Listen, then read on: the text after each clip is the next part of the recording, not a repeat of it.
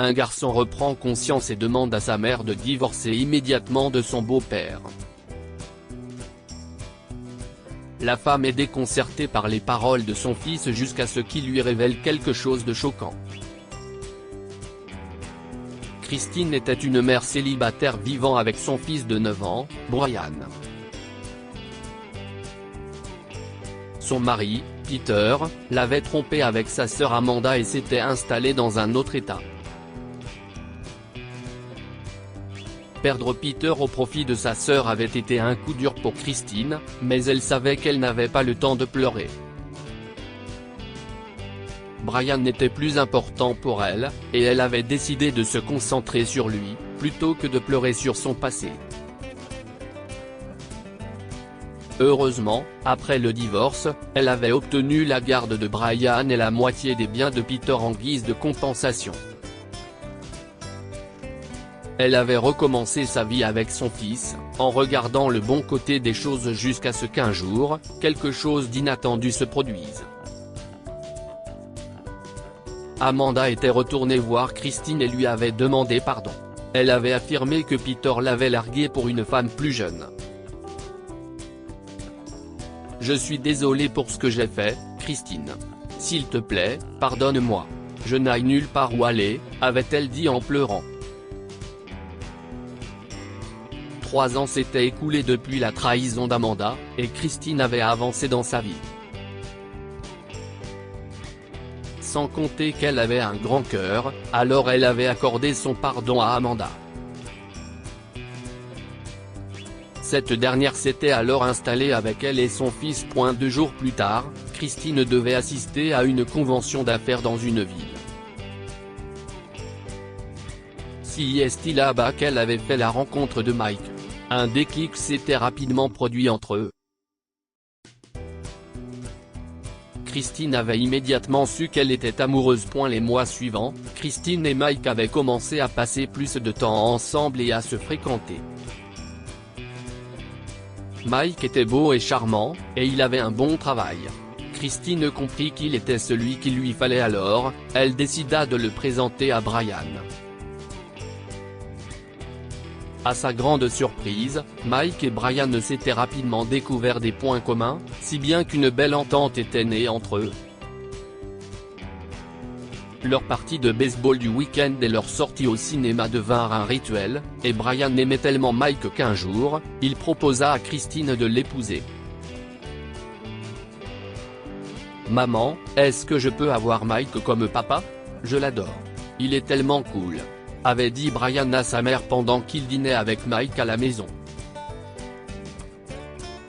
Mike riait et dit « Oh, non, Brian.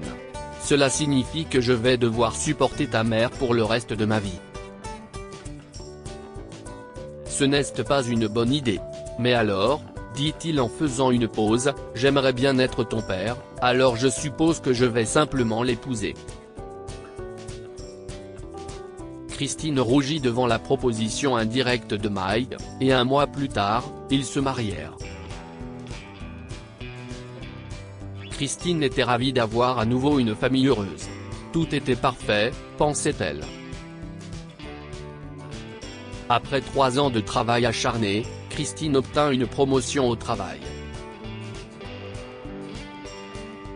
Elle commença à travailler plus longtemps, par voie de conséquence, et rentrait souvent tard le soir. Amanda était à la maison avec Brian, alors elle ne s'inquiétait pas trop. Mais un soir, Christine rentra chez elle et trouva Brian inconscient sur le sol de sa chambre. « Brian. Mike. » cria-t-elle à tue-tête. « Va chercher la voiture. Il faut qu'on emmène Brian à l'hôpital. » Elle transporta Brian en bas et quand Amanda et Mike les virent, ils furent choqués.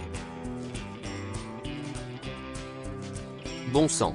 Mets-le dans la voiture, je vais chercher les clés. » s'écria Mike en courant chercher son manteau et les clés de la voiture. Une fois à l'hôpital, les médecins avaient découvert que Brian avait une commotion cérébrale due à une blessure à l'arrière de la tête.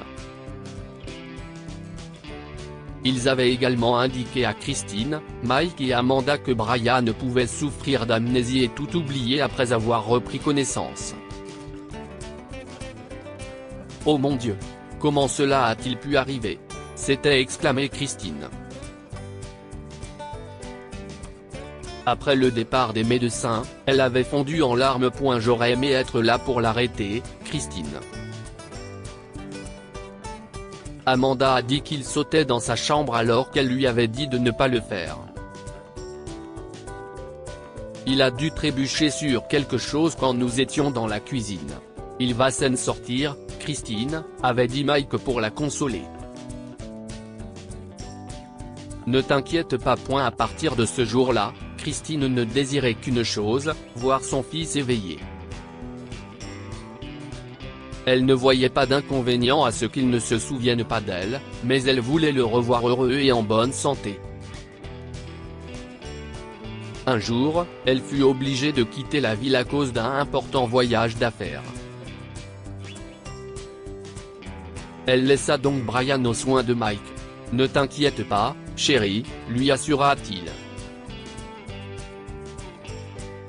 Je serai toujours à ses côtés. Christine était soulagée que Brian soit entre de bonnes mains.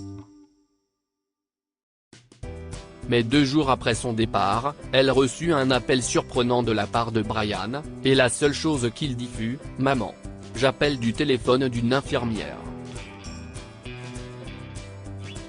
Tu dois le quitter. Tu dois quitter Mike, maman.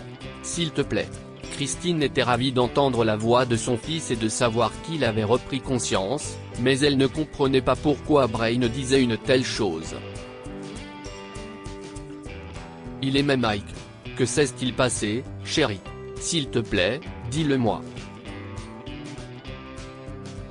Maman, s'il te plaît, viens ici. Je ne suis pas en sécurité, reprit-il, avant de raccrocher.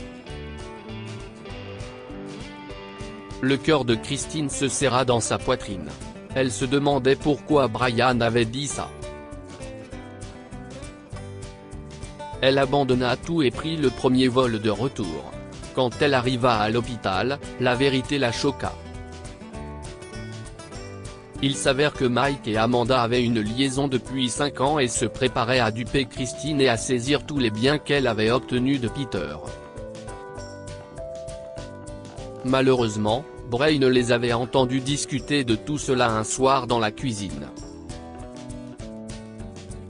Lorsqu'il avait vu que Mike et Amanda étaient sur le point de partir, il s'était précipité à l'étage pour monter dans sa chambre et avait accidentellement glissé et s'était cogné la tête. Quand Brian s'était réveillé à l'hôpital, il avait vu Mike à son chevet. « Eh, champion. Si moi, papa. Tu me reconnais, hein ?» Brian le reconnaissait, mais il décida de faire semblant que non.